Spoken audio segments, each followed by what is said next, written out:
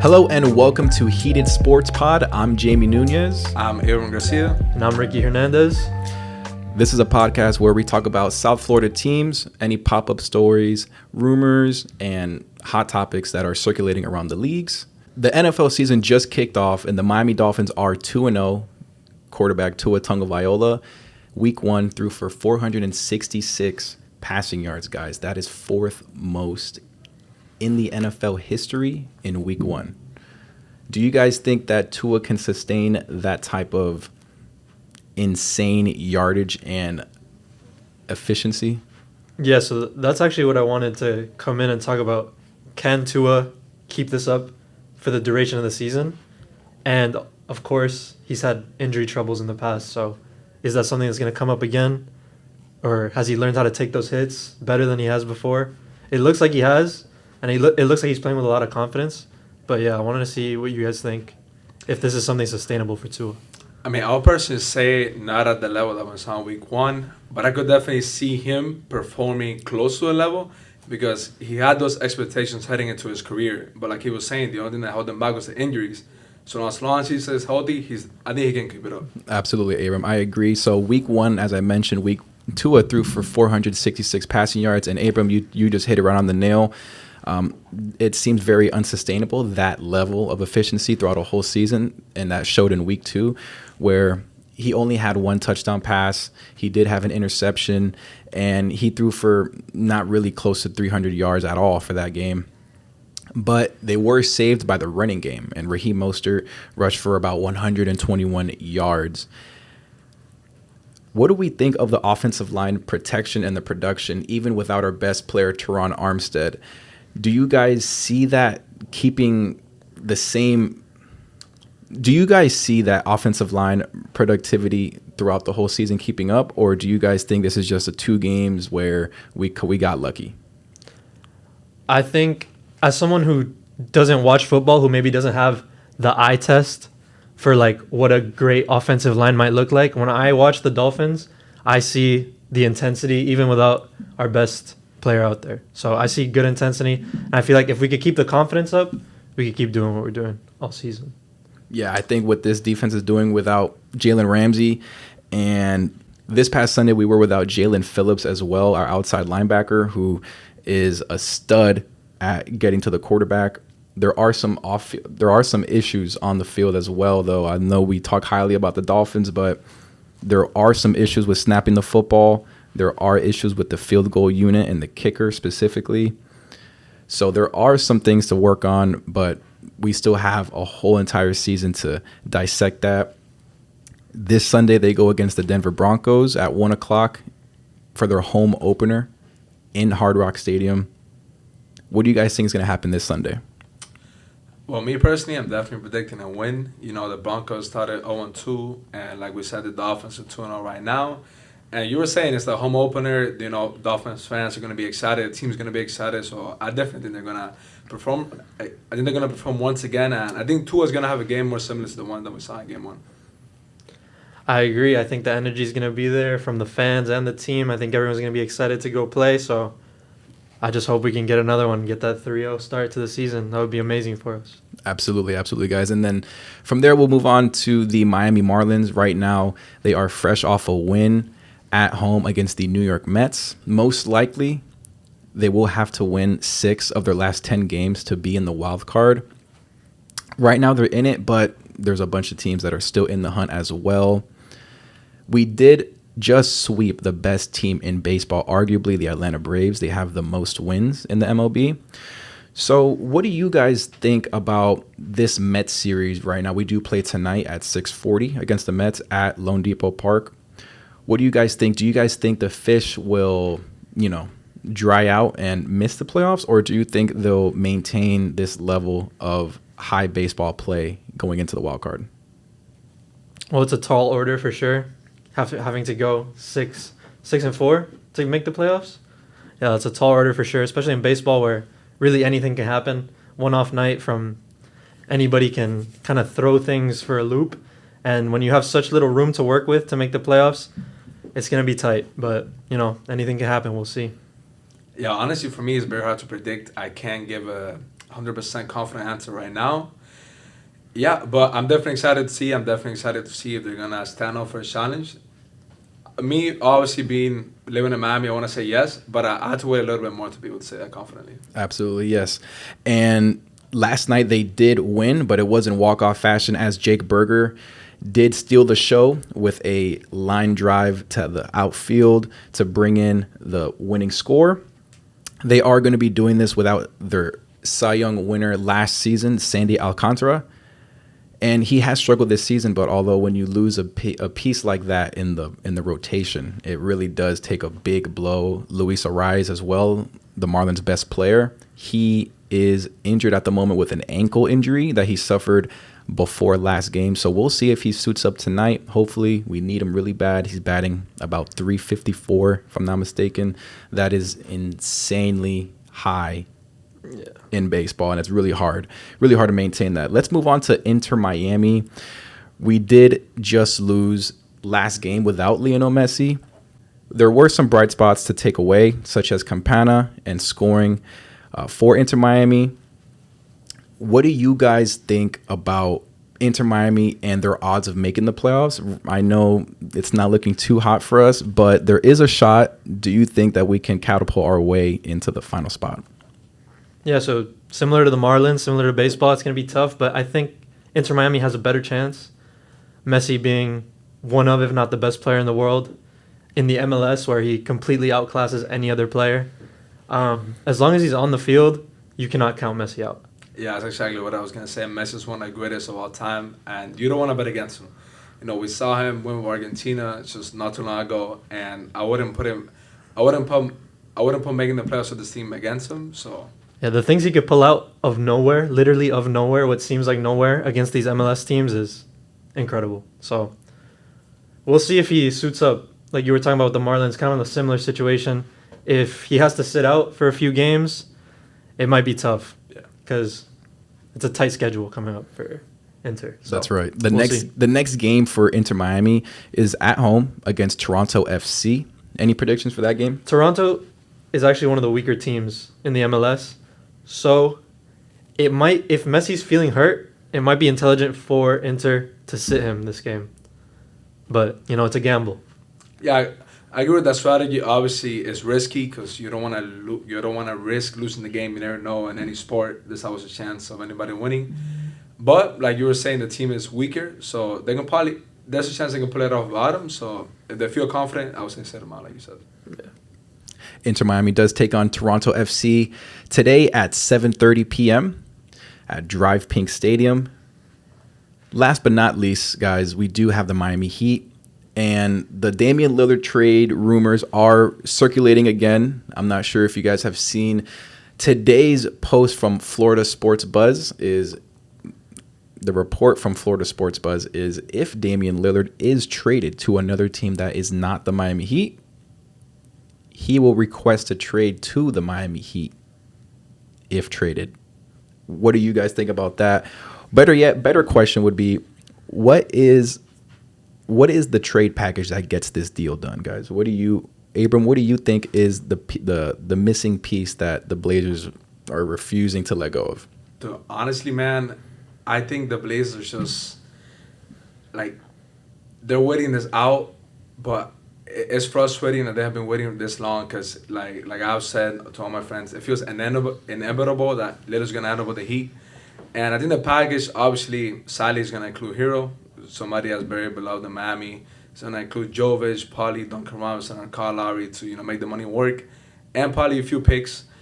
But honestly, I think that's a package. Maybe a little bit different, but it's not like Miami has that many assets in the first place to give out. That's why it has taken this long, because Portland is frustrated with the fact that they kind of got put into a corner by Lillard. And now with this comment by Lillard, he's putting them in a corner even worse. So I think it's just a matter of time. And like I was saying, the package is going to look something like what I said. But at the end of the day, Lillard's going to end up with the Heat. I agree. So I'm sure me and Abram could talk about this for hours, but the Heat are in a tough spot, assuming they don't get Lillard. So we lost out on Christian Wood. We lost out on Kelly Oubre. Those are two huge pieces that we could have pursued. Me personally, if we're getting Lillard, I do not care about Oubre or Christian Wood. But we have to consider the package. I think the Heat can offer the best package without even having to offer too much. So offering Jovic, who played incredible for Serbia just now in FIBA, to me would hurt a little bit. I think we can get by with Robinson, Lowry, and maybe a couple picks. Somewhere in there, I think the money doesn't quite add up. Robinson and Lowry they have huge contracts. So, but I don't think we have to give up Hero. And if we kept Hero, we would undoubtedly be number 1 in the NBA. I feel. I think we could take the Nuggets easily if we have Hero and Lillard, because our main issue is creating on offense when Jimmy has no gas left in the tank. Yeah, it really makes you wonder what Tyler Hero can provide for the Miami Heat, especially in the playoffs. He said it himself that everything he did in the regular season did not matter because he wanted to prove it to everyone and to his teammates in the postseason that not only is he that guy, but he can be relied upon. That's the one thing about this team. And if there was one question, right, for the Miami Heat, it's how good is Tyler Hero? Because if we knew the answer to that question, would we even be entertaining this conversation for Damian Lillard? Right. Another thing I want to say about this is this should have been handled on draft night if you're Joe Cronin and the Portland Trail Blazers, because now a sticky situation just got stickier. You have Dame every other day reposting a story talking about Miami Heat legend, or, just little subliminal messages that if you're Joe Cronin and the Blazers, you did not have to deal with at all, especially drafting Dame's replacement, Scoot Henderson. The writing was on the wall from within last season, and everyone can agree to that. But I think this whole thing should have been handled at the draft, on draft night, when they drafted Scoot Henderson, because it just creates some awkward tension for just no real good reason. And it really, in my opinion, it really taints the image of the Blazers and how they treat their players and their franchise stars, such as Anthony Simons, who they just re-signed, such as Scoot Henderson, who just got signed, or who just got drafted, excuse me. All these things add up, and I feel like big picture, Cronin is going to really regret it, because that's not how you treat someone who's been so loyal to your team, to your franchise, to your fan base. And that's just how I feel. I think that's the reality of it. I think a deal does get done. I do unfortunately believe that Hero does get moved. I think it's multiple teams. I don't think it's just going to be 3 teams. It'll probably be maybe 4, upwards of there. It does stink that we missed out on Oubre. And it does think that we missed out on Christian Wood, more so Wood than Oubre. I'm not really jumping up and down for Oubre, even if he signed here, to be quite honest with you. But those are nice role players. I would rather personally, obviously we already signed him, but Jason Richardson, I feel like he is perfect for that role that we have, given that we just lost Strus especially. I really think he can add a little bit more defensively. He's a good shooter. I'm not going to say he's a better shooter than Strus, and he's very familiar with the culture and the system of the Miami Heat. So that's my thoughts on it. So for when the Dame trade happens, if it happens, do you guys think we're going to have to wait till the deadline, or is it going to happen before the season starts? Though honestly, I really, really hope that it happens before the season starts. For Lillard's sake, for the Heat's sake, because, like Jamie was saying, the Portland has already looked very bad in this whole situation.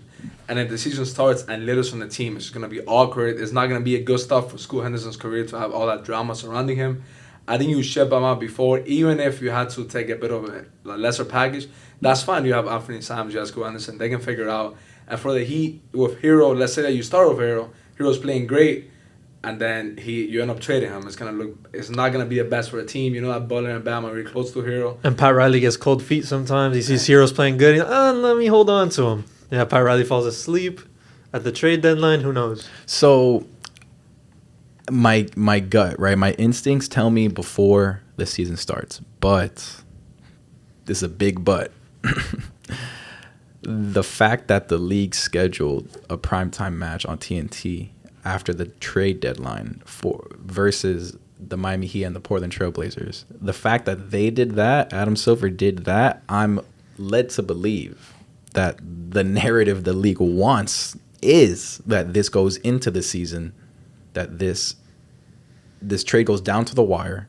Everyone's checking their phones, swiping up on X, Twitter, every minute, talking about a refreshing update. That's what I think the league wants. So I'm gonna stick with my gut and my instincts and say that he gets moved before the season starts. But if you told me that he gets moved after the deadline or before the deadline, like right before, I would not be shocked in any way, shape, or form. Yeah, and talking a bit more, if the Heat start about Lillard, like we're saying that they have missed out on so many good role players, I think they would actually start underperforming a little bit if they don't get Lillard before the season starts. I think we'll be just fine. I think we were a finals team before Dame. We were a finals team with Cody Zeller getting minutes. The fact that we have Thomas Bryant in the rotation. Cody Zeller lost us some finals games. Yeah. I'll say that much. I mean, but I was watching Eric Spoelstra put Cody Zeller in, and I was like, oh, please, Bam can play 48. He's like 22. How old is Bam? Like 20. How old is Bam? Like 25? Like 24, 25. 25. Like, come on. Bam's got asthma or something. He has to sit like 5 minutes at the end of the first quarter. Listen, when you're such a good defender, like That's him, true. you're guarding. He's putting in work out there. You're capable of guarding 1 through 5, and you were relied upon because of Jimmy's injury, and you know, not the burden, but the load that Bam had to carry as a result. You have, like, I can't even comprehend how tired that makes someone. Like, That's a good point. Yeah. He's always sweating out there. If you look at Bam when he's at the free throw line, just buckets. Yeah, and I was going to say what you were saying, that we were a finals team, but we do got to remember that we're in the play-in. The regular season, we weren't the best team. Maybe that might not be a case out in the season, but I'm just wanted to put that out there. All right, and moving on to United States and FIBA. Guys, what if I told you that the United States men's basketball team, right, even though it was our B team, as some say, that Team USA was not able to walk away with any type of medal, any way, shape, or form, not gold, not silver, and not bronze. Abram, what do you think? What do you think was the biggest problem with Team USA? Was it coaching? Was it the personnel? Or was it an overconfidence and maybe not taking your opponent as serious as you should? Well, to start off, I would say it was embarrassing to get 40 points dropped on us by Dylan Brooks against Canada. Agreed. Yeah. And, okay, so I would say that it was the actual basketball on the court. Because, for example, Jaren Jackson Jr., who was starting at center, no rebounds, getting no rebounds. The other teams were being more physical on us. And, honestly, if we're looking at our team, the best player you can argue was Austin Reeves and Anthony Edwards. And Austin Reeves, we all love him, but we're talking about a role player for the Lakers.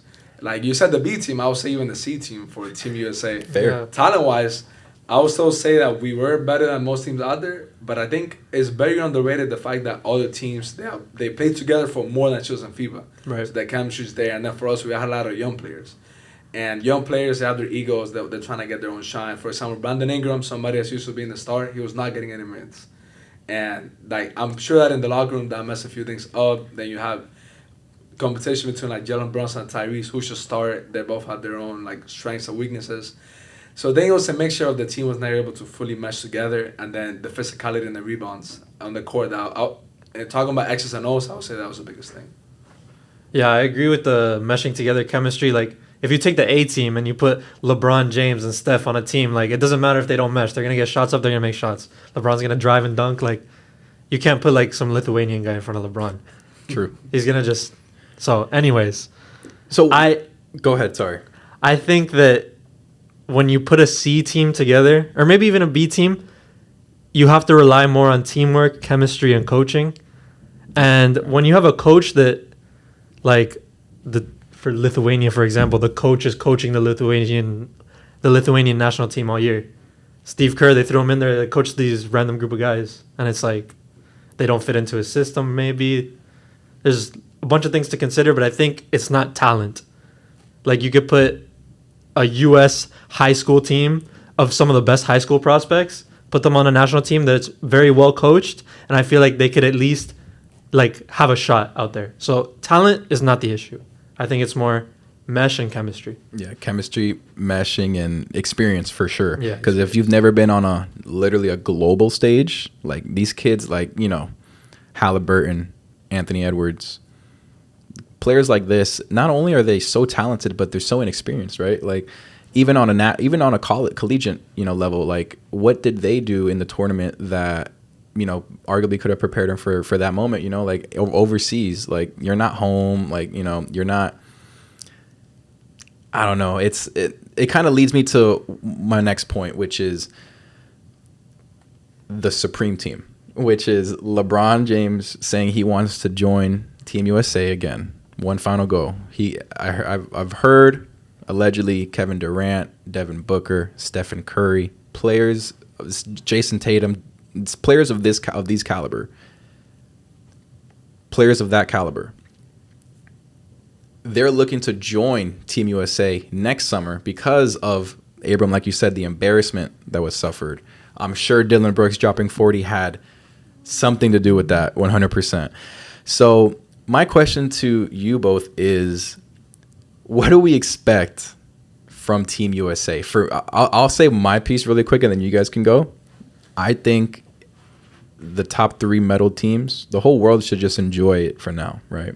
Because next summer when they come, it's game over. Kind of like Gilbert Arenas had posted on his little social media. He said, "At World, I hope you enjoyed it, because next summer it's not going to be too fun for you guys." So, Abram, what do you think about LeBron kind of starting the domino effect for this new revamped Team USA? Yeah, I'm actually very, very glad, especially a big part of this on the lowest what Noah Lyles said about the world champions comment.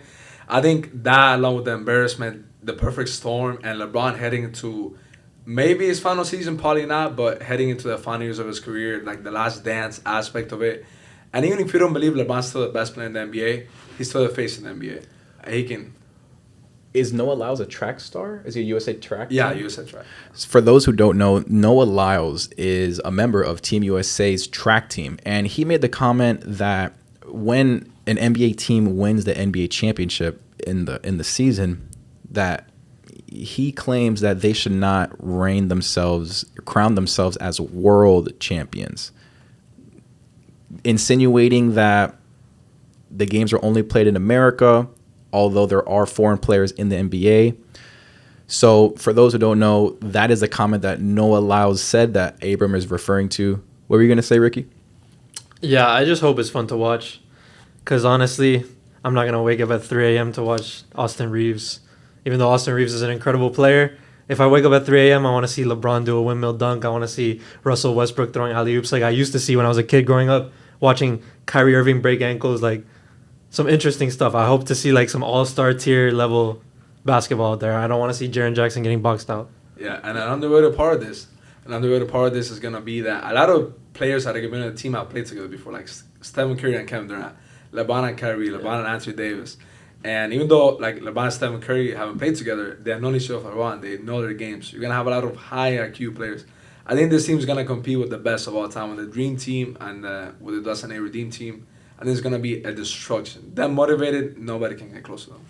Yeah, I feel bad for the rest of the world, honestly. And like I said, enjoy it now, because come next summer, it's not going to be that fun. You can believe that. And that was the first episode of Heated Sports Pod. Thank you, everyone, for joining. Be sure to follow us on social media, Twitter, Facebook, Instagram, at Heated SoFlo, where I will be doing pre-game predictions and post-game hot takes for your Miami Dolphins, Miami Marlins, Intern Miami, and so on. So definitely follow us on Heated SoFlo on Twitter, Instagram, and all the social media platforms. Until next time, I'm your host, Jamie Nunez, and Abram Garcia, Ricky Hernandez. This was Heated Sports Pod. Have a great one. Tune in next time. Later.